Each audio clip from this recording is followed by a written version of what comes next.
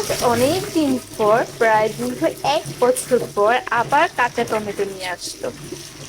তো এগুলো যেহেতু সিজনাল সবজি, সবসময় পাওয়া যায় না। দেখেন কতটা সতেজ আর কতটা সুন্দর, কতটা সবুজ, তাই না?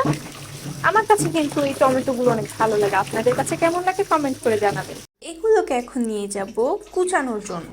কুচানো শেষ, সাথে পেঁয়াজও রসুনও ছেলা হয়ে গেছে, প্লাস পেঁয়াজটাকে কুচানো হয়ে গেছে। তেল দিয়ে তেলটাকে গরম করে নিলাম। গোটা রসুন, পেঁয়াজ কুচি, গোটা শুকনো মরিচ, ফালি করা কাঁচামরিচ, লবণ দিয়ে নিব,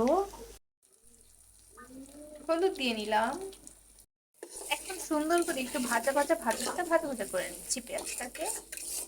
তো এখন দিয়ে দিচ্ছি কুচানো টমেটো। এখন এটাকে আবার একটু ভালো মতো নাড়াচাড়া করে নিয়ে,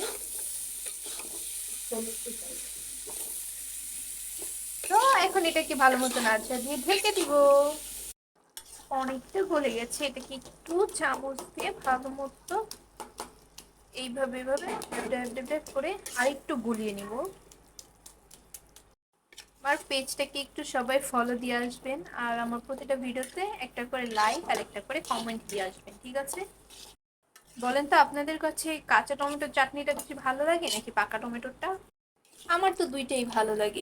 এই তো ফাইনালি রেডি হয়ে গেছে আমার 1 বছর পরে টমেটো চাটনি।